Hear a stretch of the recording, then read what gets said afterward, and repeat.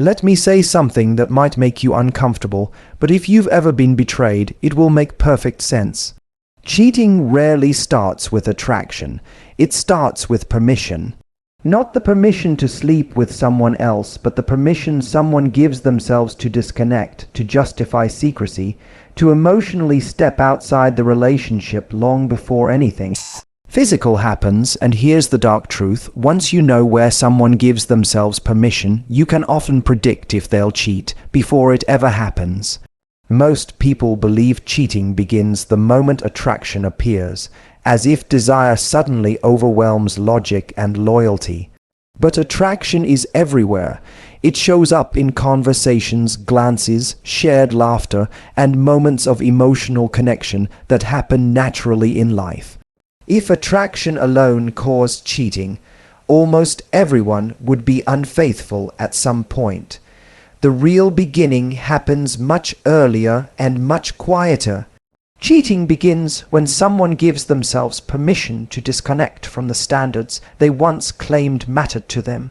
Self-permission is subtle. It doesn't announce itself as betrayal. It often disguises itself as harmless reasoning. It's just texting, "I deserve to feel appreciated. My partner wouldn't understand anyway." These thoughts don't feel dangerous in the moment because they are framed as small exceptions, not moral shifts. But each exception loosens the internal boundaries that protect a relationship. Over time, loyalty stops being a non-negotiable value and becomes a conditional one. The crucial difference between someone who stays faithful and someone who cheats is not willpower. It is the presence of a firm internal line. People who don't cheat don't constantly negotiate with temptation. They don't ask how close they can get without crossing a line. They already know where the line is, and they don't entertain arguments against it. The moment someone starts debating with themselves, justifying secrecy, minimizing behavior, or hiding details, they have already stepped onto the path of self-permission. What makes this especially dangerous is that self-permission often feels like self-care. A person may feel lonely, unseen, or unappreciated in their relationship. Instead of addressing that discomfort directly, they look for relief elsewhere. Attention from someone new feels validating, exciting, and effortless compared to the emotional work required at home. The mind then reframes the behavior as deserved rather than risky. "I've been trying so hard. I give more than I get. This doesn't mean anything." In these moments, cheating isn't about wanting someone else. It's about escaping a feeling they don't know how to face. Another quiet warning sign is secrecy without necessity. When someone begins to protect conversations, delete messages, or avoid mentioning certain interactions, they are no longer acting in alignment with openness. They may not intend to cheat, but intention is irrelevant once behavior requires concealment. Secrecy is not about privacy. It's about protecting a version of oneself that wouldn't survive honest daylight. That protection is permission in action. Self-permission also grows stronger when accountability is weak. People who struggle to own their mistakes often create narratives that absolve them in advance. They blame circumstances, their partner, or their emotional state rather than their choices. When responsibility is outsourced, loyalty becomes fragile. Cheating then feels less like a violation and more like an understandable outcome of unmet needs. The story shifts from "I chose this" to "this happened to me." What's most unsettling is how ordinary this process looks from the outside. There is rarely a dramatic personality change. The person doesn't suddenly become reckless or cruel. They may still be kind, attentive, and loving in many ways, but internally their rules have changed. The relationship is no longer protected by values. It's protected only by convenience, and convenience eventually fails. This is why attraction alone is never the true threat. Attraction tests boundaries, but self-permission removes them. When someone maintains strong internal standards, attraction becomes a fleeting experience, not a moral dilemma. When those standards erode, even the smallest spark can ignite something destructive. Understanding this shifts how we think about trust. Trust isn't built by avoiding attractive people or controlling environments. It's built by observing how someone handles temptation, discomfort, and justification. The real question is not whether attraction will appear, it always will. The question is whether, in the quiet moments, someone gives themselves permission to become a different person than they promised to be. Betrayal rarely arrives as a sudden decision. It grows slowly in the space where boundaries are meant to hold firm, but instead remain negotiable. Flexible boundaries feel harmless at first because they don't announce danger. They present themselves as openness, understanding, or adaptability. But when it comes to loyalty, boundaries that bend too easily don't protect a relationship, they quietly weaken it. A boundary is not a restriction placed on someone by a partner. It is an internal agreement about who you choose to be, especially when temptation or discomfort shows up. People with strong boundaries don't rely on constant vigilance to stay faithful. Their behavior is guided by clear internal rules. People with flexible boundaries, on the other hand, decide case by case. They ask themselves how far is too far, instead of knowing it instinctively. That constant negotiation creates a vulnerability long before any betrayal occurs. The danger of flexible boundaries lies in how reasonable they sound. It's just a conversation. We're only friends. I didn't hide anything important.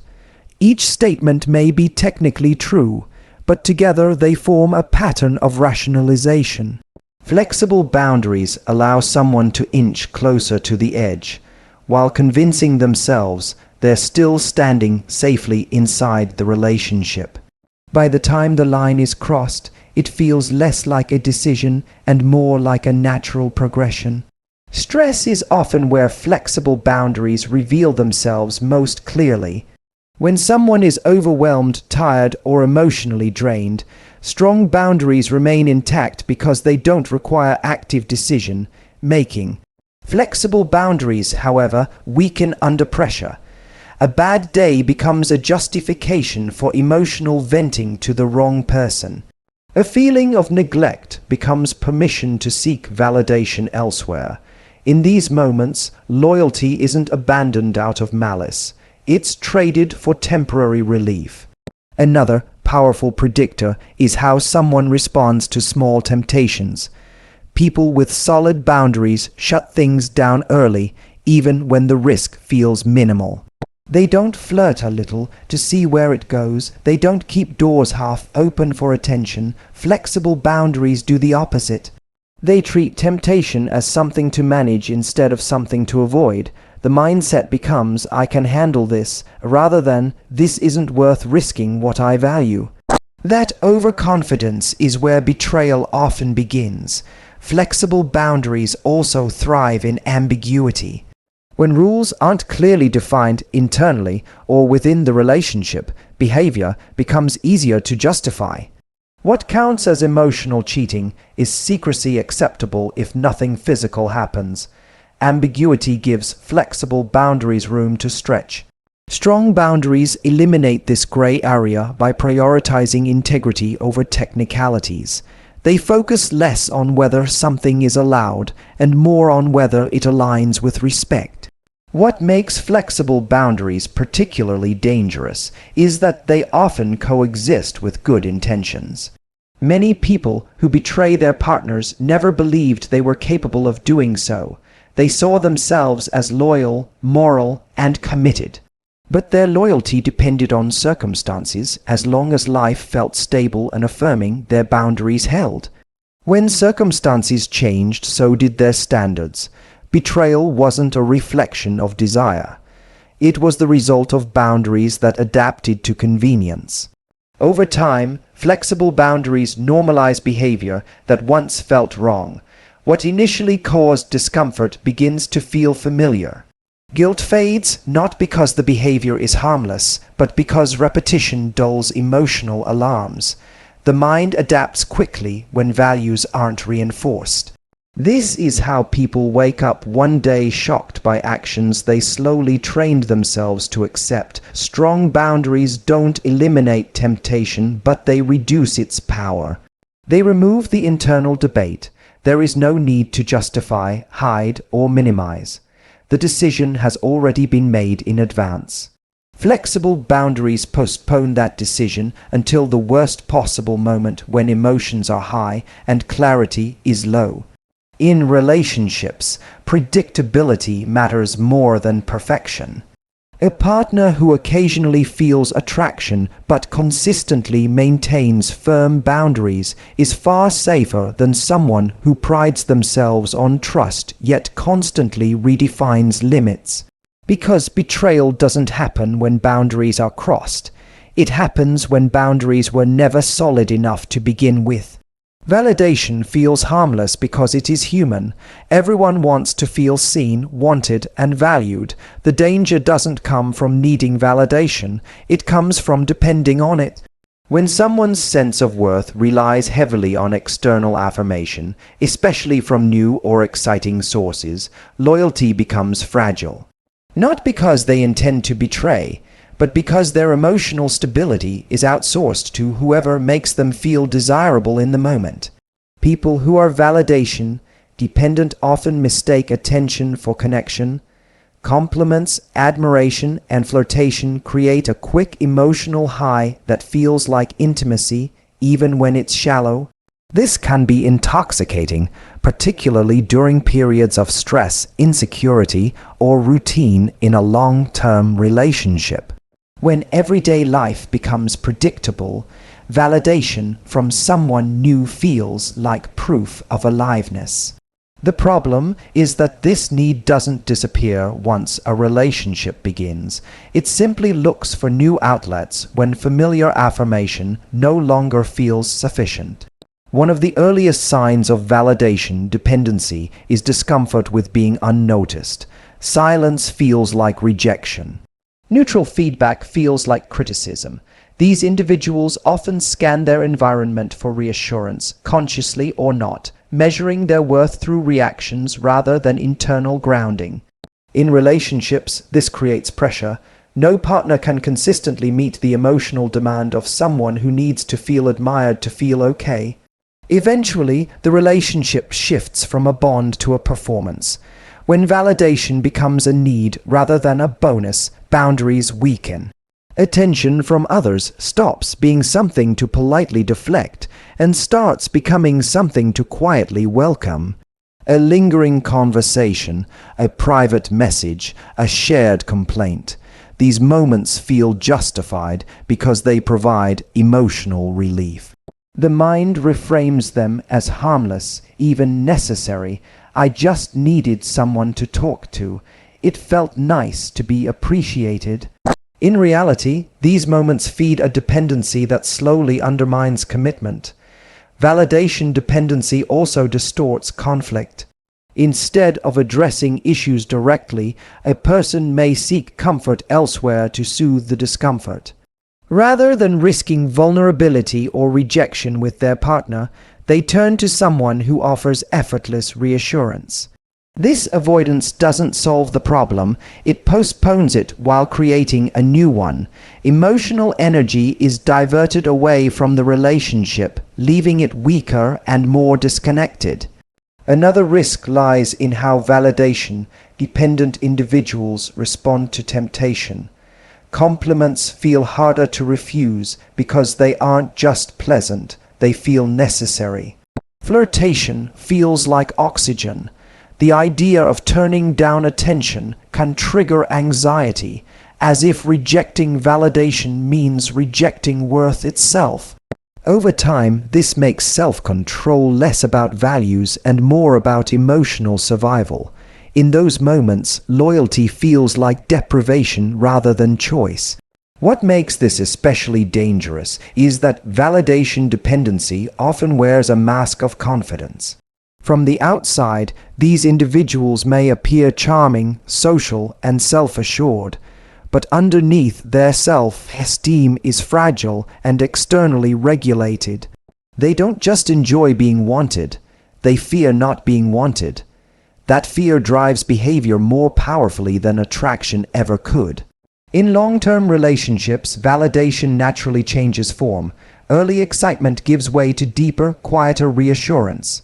For someone grounded in internal self-worth, this shift feels safe and meaningful.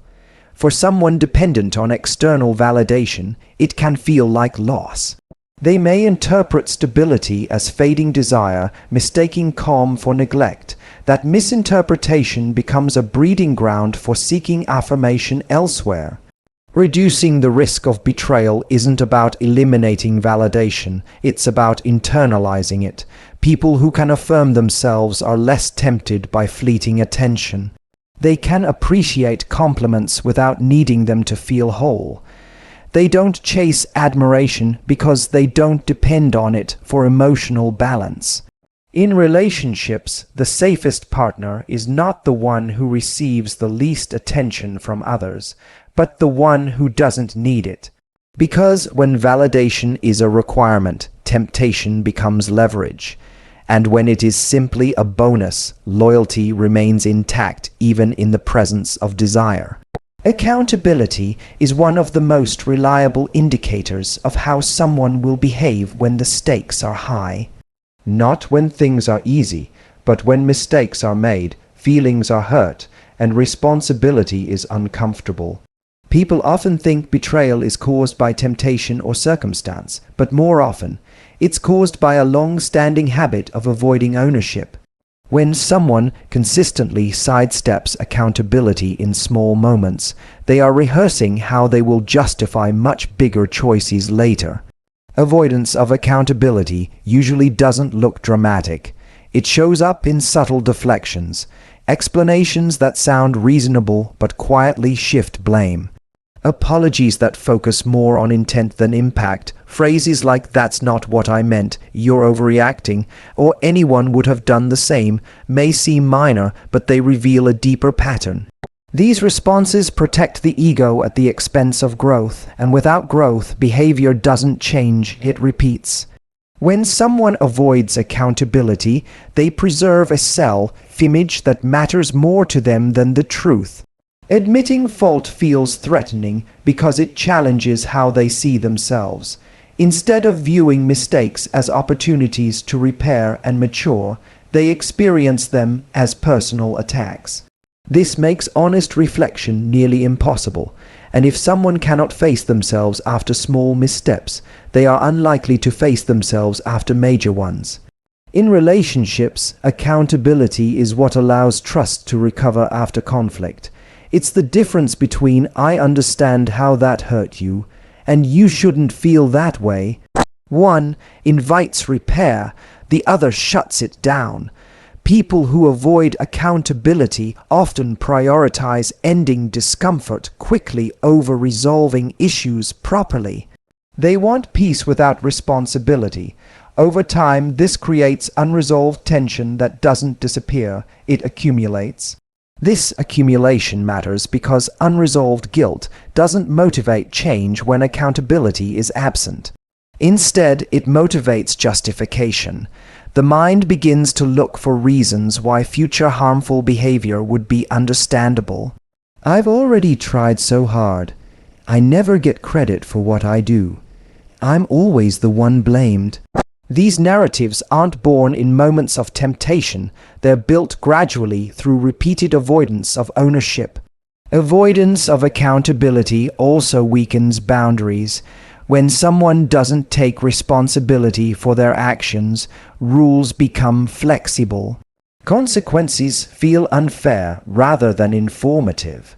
This makes it easier to cross lines because the internal dialogue is already primed to excuse behavior.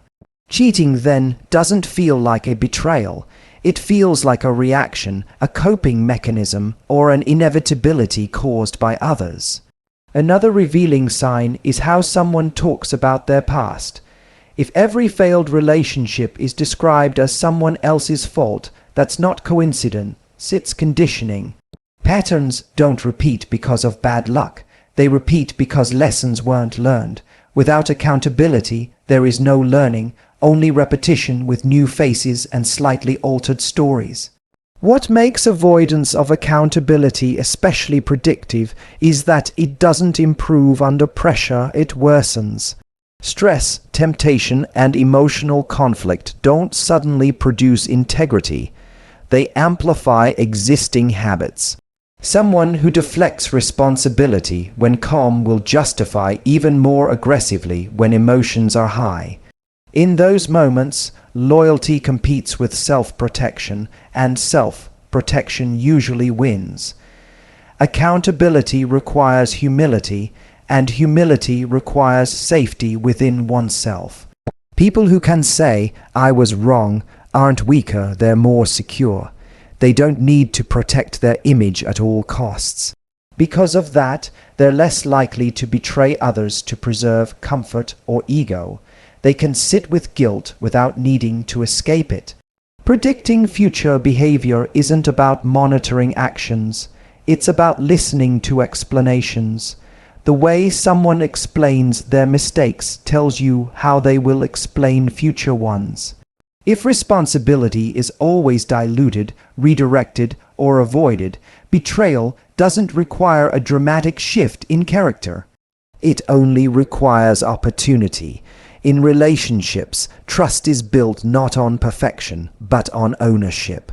Someone who takes responsibility early, often, and sincerely is far safer than someone who never seems to be at fault. Because accountability isn't just about the past. It's a blueprint for what someone will do when the next test arrives.